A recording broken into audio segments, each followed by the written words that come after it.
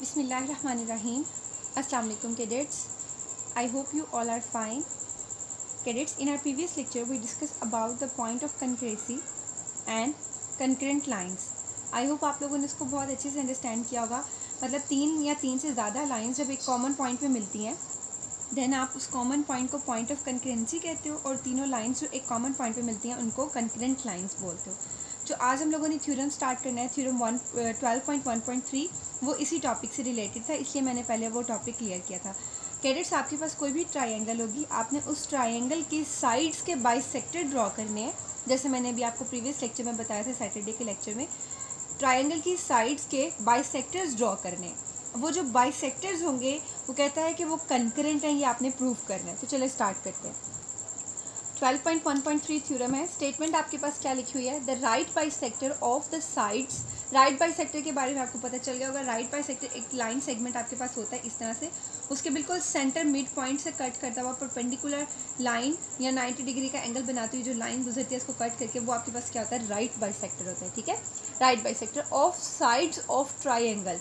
Triangle होगी, उसकी sides का राइट बाइसेक्टर्स लेने हैं, वो आपने प्रूफ करना है आर कंकरेंट. इसका मतलब मुझे यहाँ पे सिर्फ इतना पता है कि एक ट्रायंगल है मेरे पास, मैंने इस ट्रायंगल का प्रूफ क्या करना है कि उसके जो राइट बाइसेक्टर्स हैं उसकी साइड्स के right bisectors of its sides, triangle की साइड्स के राइट बाइसेक्टर क्या हैं? Are concurrent. जब मैं उनको ड्रॉ करूँ राइट बाइसेक्टर्स को उसकी साइड के, तो वो आपस में कंकरेंट होने चाहिए, मतलब वो एक कॉमन पॉइंट पे मिलते होने चाहिए. ठीक है, तो चलिए स्टार्ट करते हैं. आपकी बुक से मैं आप लोगों को एक बार थ्योरम दिखा देती हूँ. आपकी बुक पे जो थ्योरम गिवन है ये है आपके पास 12.1.3 थ्योरम.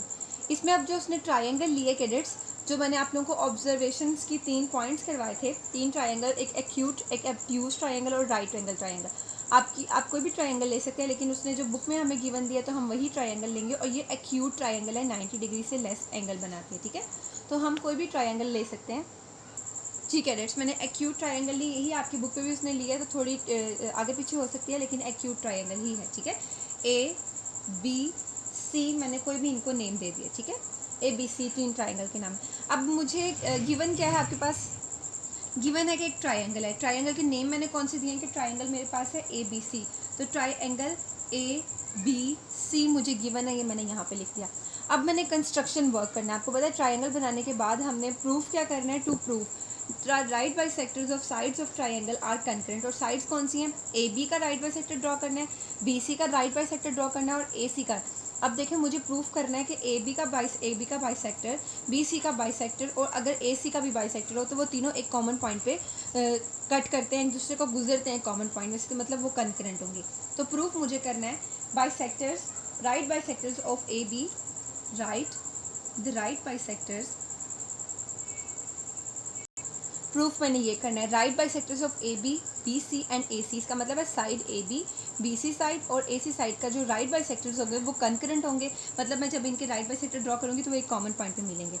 अच्छा कैडेट्स, कंस्ट्रक्शन में आपने क्या करना है? जब आपने इसको प्रूफ करना है कि वो तीनों एक कॉमन पॉइंट पे कट करते हैं, उसके लिए हम क्या करेंगे? उसको प्रूफ करने के लिए हम दो साइड्स के बाइसेक्टर ड्रॉ करेंगे. जब प्रूफ करना होता है आपने, तो आप क्या करते हो? दो साइड्स के बाइसेक्टर्स को कंस्ट्रक्ट करोगे खुद से, और तीसरे को हमने नहीं ड्रॉ करना, क्योंकि हमने प्रूफ करना है कि वो जो तीसरा बाइसेक्टर होगा वो वर्किंग के थ्रू हमने प्रूफ करना है कि वो उसी कॉमन पॉइंट में से गुजरेगा. ठीक है, आपने कंफ्यूज नहीं होना, ये बहुत इजी कॉन्सेप्ट है. ठीक है, सबसे पहले अभी मुझे क्या करना है कंस्ट्रक्शन में? उसने कहा right bisector of sides of triangle. आपने दो साइड्स के राइट बाइसेक्टर ड्रॉ करने हैं और तीसरे का हम प्रूफ कर देंगे कि वो भी उसी कॉमन पॉइंट में से गुजरता है. तो सबसे पहले मैं बी सी का राइट बाइसेक्टर ड्रॉ करती हूँ. तो बी सी का राइट बाइसेक्टर, इसका मिड पॉइंट आपके पास ये है, इसमें से गुजरेगा. ठीक है, राइट बाइसेक्टर का मतलब होता है जो मिड पॉइंट में से गुजरे और 90 डिग्री के एंगल पे कट करे. ये मैं डॉटेड लाइन से शो कर रही हूँ, ये राइट बाइसेक्टर है आपके पास बी सी का. ठीक है, अभी मुझे ए बी का बाइसेक्टर ड्रॉ करना है. तो ए बी का मिड पॉइंट ये है, बिल्कुल इसके सामने 90 डिग्री के एंगल पे इसका बाइसेक्टर ड्रॉ होगा. ओके जिस मैंने ये ए बी का बाइसेक्टर भी ड्रॉ कर दिया. इसके मिड पॉइंट में से गुजरता हुआ इसके मिड पॉइंट को दो इक्वल पार्ट्स में कट करके 90, इसके ये जो एंगल है ना ए बी लाइन, इसके अगर इसके अकॉर्डिंग देखूँ तो ये बिल्कुल सीधा, आप इसको सीधा करके देखेंगे तो ये आपके पास 90 डिग्री का एंगल इसका बनाएगा. ठीक है, अब क्या है कि ये कॉमन पॉइंट ओ है, ये दोनों कॉमन पॉइंट ओ पे मैच कर रहे हैं. अब मैंने जो ए सी का बाइसेक्टर है ना वो ड्रॉ नहीं करना अभी, वो ए सी का बाइसेक्टर मैं अभी ड्रॉ नहीं कर रही. ये मैंने कंस्ट्रक्शन में काम किया। मैंने कंस्ट्रक्शन में पहला काम क्या किया है, मैंने BC का बाइसेक्टर ड्रॉ किया और AB का बाइसेक्टर ड्रॉ किया। अब आप देखें, अब हमें इसको प्रूव करना है कि जो इसका बाइसेक्टर है वो भी इधर से ही गुजरेगा, ठीक है। इसका AC का बाइसेक्टर है वो मैंने प्रूव करना है कि वो भी इसी में से गुजरेगा। अगर मैं ये प्रूव कर दूं कि वो भी इधर से ही गुजरेगा, ये O जो है इसके राइट बाइसेक्टर पे है, तो मैं ये प्रूव करने में काफ़ी सक्सेसफुल रहूँगी कि जो राइट बाइसेक्टर है तीनों साइड्स के वो एक ही कॉमन पॉइंट पे कंकरेंट है। बहुत ईजी है, आपने जस्ट इसको ईजी माइंड के साथ समझना है, रिलैक्स माइंड के साथ, टेंशन नहीं लेने की डिफ़िकल्ट है, ठीक है। अब हमने क्या करना है कैडेट्स, अभी बाइसेक्टर्स मुझे गिवन है, बाइसेक्टर्स की बात हो रही है, तो अब मुझे इसको प्रूव करने के लिए किसी सपोर्ट की ज़रूरत होती है, ठीक है। तो आपको ये जो साइड्स है ना, ये साइड्स क्या कर रही हैं, सपोर्ट करेंगी। आपको पता है कि राइट बाइसेक्टर के ऊपर जो पॉइंट होता है, आप कोई भी पॉइंट ले लेंगे तो कॉमन पॉइंट है ना, मिल रहा है, आप यहाँ पे भी कोई पॉइंट ले सकते हैं, कहीं भी कोई पॉइंट ले सकते हैं। आपको पता है जो कॉमन पॉइंट होगा राइट बाइसेक्टर के ऊपर, कोई भी पॉइंट होगा वो इन साइड्स के इक्वी डिस्टेंट होगा। हमने पढ़ा था पीछे, थ्योरम प्रूफ किया है, the any point on bisector, right bisector is equi distant from its and point. इसका मतलब है इस O का इस A से फासला और इस B से फासला क्या होगा, सेम होगा। तो मैं इसको मैच कर देती हूँ, आपने इस तरह से इसको डॉटेड लाइन से मैच कर देना, ठीक है। O से A तक का फासला और O से B तक का फासला बिल्कुल सेम होगा, क्योंकि ये अभी हम पीछे प्रूफ करके आए हैं कि बाइसेक्टर के ऊपर आप कोई भी पॉइंट ले लें, ये पॉइंट यहाँ पे भी हम ले सकते हैं, यहाँ पे भी पॉइंट ले सकते हैं। किसी भी पॉइंट का फासला बाइसेक्टर के ऊपर कोई भी पॉइंट जिसका फासला उसके एंड पॉइंट से क्या होगा, इक्वल होगा। सिमिलरली अब मैं क्या करूँगी, इस O का इस C से और इस B से भी फासला क्या होगा, सेम होगा, क्योंकि मैंने यहाँ पे भी बाइसेक्टर ड्रॉ किया ना, BC का बाइसेक्टर है ये, तो बाइसेक्टर का कॉमन पॉइंट यही है, तो इसका यहाँ से और इस एंड पॉइंट से फासला क्या होगा, सेम होगा। तो मैं यहाँ पे भी इसको शो कर देती हूँ, इस तरह मैंने एंड पॉइंट से मैच कर दिया, ठीक है। ये काम मैंने क्या किया है, कंस्ट्रक्शन वर्क किया। तो अब मैं इसको कंस्ट्रक्शन में लिख दूँगी, क्या लिखूँगी, तो पहले मैंने क्या किया है, ड्रॉ द बाइसेक्टर। मैंने बाइसेक्टर्स ड्रॉ किए हैं AB का और BC का। मैंने कंस्ट्रक्शन में जो काम किया मैंने वो लिख दिया, draw the right bisector of AB and BC। मैंने AB का बाइसेक्टर ड्रॉ किया और BC का राइट बाइसेक्टर ड्रॉ किया। वो कहाँ पे मिल रहे थे, कॉमन पॉइंट O पे मिल रहे थे, तो मैंने लिख दिया which meet each other at point O।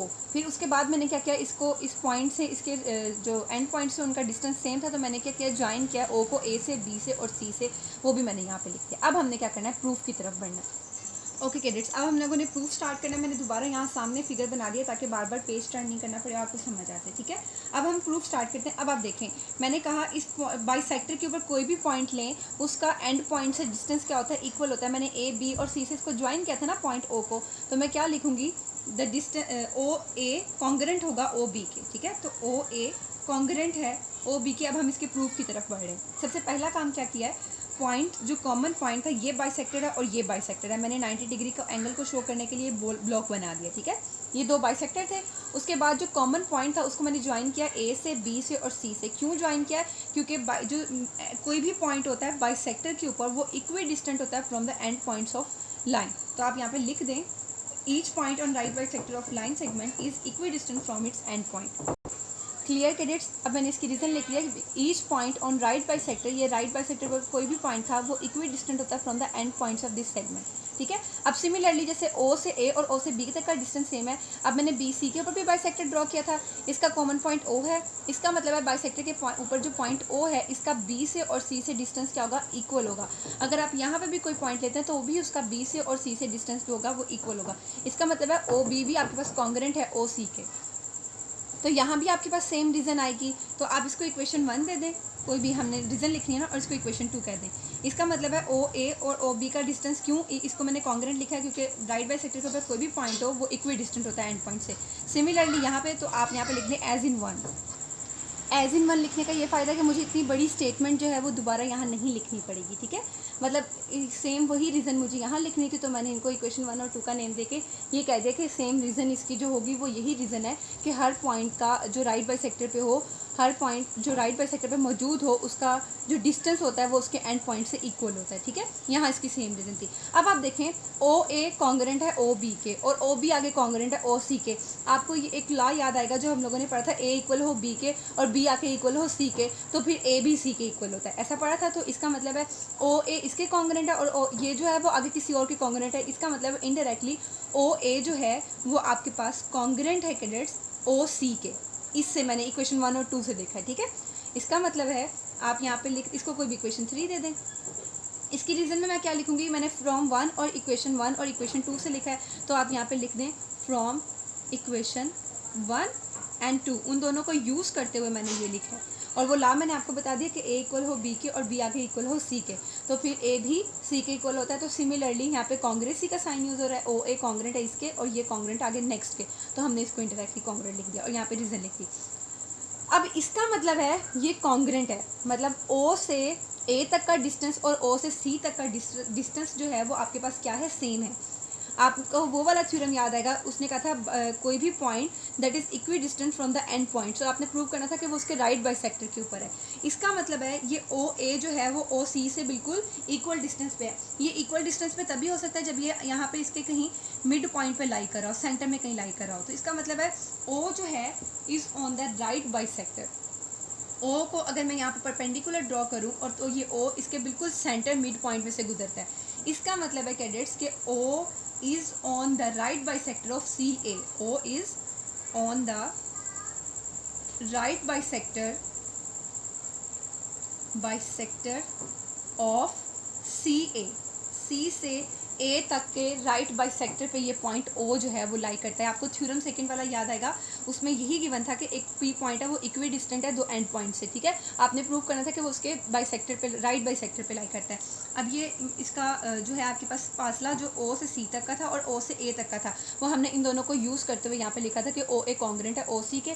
इसका मतलब है O से A तक का डिस्टेंस और O से C तक का डिस्टेंस आपके पास सेम है, ठीक है। इसका मतलब है अगर डिस्टेंस सेम है तो ये इसके बिल्कुल मिड पॉइंट में लाई करता है। डिस्टेंस तभी सेम हो सकता है अगर ये उसके सेंटर में कहीं लाई कर रहा हो। तो जब मैं इसका परपेंडिकुलर ड्रॉ करूँ तो ये मेरे पास यही रीज़न आती है कि ओ जो है वो बिल्कुल ए सी के या सी ए कह लें इसके राइट बाइसेक्टर के ऊपर लाई करता है, ठीक है। तो मैंने लिख दिया O is on the right bisector of C A के। ओ उसके सी ए के राइट बाइसेक्टर पे लाई करता है। क्यों लाई करता है? क्योंकि O is equidistant from A and C. Because O का ए से फासला और ओ का सी से फासला जो था वो इक्वी डिस्टेंट है, वो कॉन्ग्रेंट है। तो मैंने यहाँ पे रीज़न लिख दिया कि ओ उसके राइट बाइसेक्टर पे क्यों लाई कर रहा है, क्योंकि ओ से ए और ओ से सी तक का फासला बिल्कुल सेम है। ये इसकी रीज़न आपको याद रहे, इसकी रीज़न बिल्कुल इसके सामने लिखनी है, ठीक है। ये मैंने बिल्कुल इस पूरे की रीज़न यहाँ पे लिखी है। हर किसी की रीज़न उसके सामने लिखनी है। कुछ कैडेट्स ने आगे पीछे कर दिया था तो आपने ख्याल करना है वो नहीं करना। अभी पीछे जो मैंने कंस्ट्रक्शन में काम किया था मैं आपको दिखाती हूँ। अब यहाँ पे देखें, draw the right bisector of A B and B C which meets each other at point O. मैंने ए बी और बी सी का बाइसेक्टर ड्रॉ किया था, वो पॉइंट ओ पे मीट कर रहा था। इसका मतलब है ओ पॉइंट जो है ए बी और बी सी के ऊपर भी लाई करता है उनके बाइसेक्टर्स पे। ओ पॉइंट आपके पास, मैंने ए बी का बाइसेक्टर ड्रॉ किया था तो वो कहाँ पे, यहाँ से गुजरता था। बी सी का बाइसेक्टर ड्रॉ किया था वो भी इस ओ पॉइंट से गुजरा था। इसका मतलब है ये जो ओ पॉइंट है ये ए बी के और बी सी के बाइसेक्टर के ऊपर भी लाई करता है। तो मैं यहाँ पे लिखूँगी but point O is on the right bisector of, on the right bisector of A B and B C. ये ए बी और बी सी के राइट बाइसेक्टर के ऊपर भी लाई करता है। ये देखें एग्जैक्ट यहाँ मैंने फिगर में बनाया था। और ये कब किया था? जब मैंने बी सी का राइट बाइसेक्टर ड्रॉ किया था तो वो इस तरह से गुजरा था यहाँ सीधा। और मैंने ए बी का बाइसेक्टर ड्रॉ किया था तो वो जब मैंने इसको बाइसेक्टर को सीधा ड्रॉ किया तो वो पॉइंट ओ में से गुजरा। इसका मतलब है ये कॉमन पॉइंट था ए बी और बी सी का। तो यहाँ पे ये काम मैंने कहाँ किया था? कंस्ट्रक्शन में खुद से किया था। तो आप इसकी रीज़न में क्या लिखेंगे कि यहाँ पे कंस्ट्रक्शन वर्क है। ये मैंने कंस्ट्रक्शन में किया था तो इस पूरे की रीज़न आप यहाँ पे सेंटर में करके लिख दें कंस्ट्रक्शन। इसका मतलब है यहाँ आपके पास दो कॉमन पॉइंट्स आ गए। एक ये कि O is on the right bisector of C A, इसको मैं कोई भी इक्वेशन 4 का नेम दे देती हूँ। और ओ जो है वो राइट बाइसेक्टर है ए बी और बी सी के राइट बाइसेक्टर पे भी लाई कर रहा है, इसको मैं कोई 5 का नेम दे देती हूँ। ओ जो था वो राइट बाइसेक्टर ए पे सी ए पे किस तरह था? हम लोगों ने देखा कि ओ का ए से डिस्टेंस और सी से डिस्टेंस इक्वल था। इसका मतलब है वो उसके राइट बाइसेक्टर पे लाई कर रहा है। ये हम पीछे थ्योरम में प्रूफ भी करके आए हैं। अब वो सी ए के बाइसेक्टर पे भी लाई कर रहा है और ए बी और बी सी के बाइसेक्टर पे भी लाई कर रहा है। इसका मतलब है वो सिर्फ और सिर्फ यहाँ पे तभी लाई कर सकते हैं जब वो कॉमन पॉइंट में से गुजर रहा है। इसका मतलब है ओ कॉमन पॉइंट है ए सी के बाइसेक्टर का, ए बी के बाइसेक्टर का और बी सी के बाइसेक्टर का। यहाँ से कंक्लूजन हमारे पास क्या आया? Hence the right bisector of 3 sides of triangle are concurrent at point O. So मैंने लिख दिया hence the right bisector of 3 sides of triangle 3 sides, ये पहली A B side, B C side और ए सी साइड, तीनों sides के bisector draw किया है, वो कहाँ एक पॉइंट कॉमन पॉइंट ओ पे मिल रहे हैं, तो ये कंकरेंट एट पॉइंट ओ। ये इक्वेशन पीछे 3 और 4 से मैंने कैलकुलेट निकाला। आई होप कि आप लोगों ने इसको बहुत अच्छे से अंडरस्टैंड कर लिया होगा। इसकी प्रैक्टिस ज़रूर करिएगा। अपना ख्याल रखिएगा। Stay blessed. अल्लाह हाफिज़।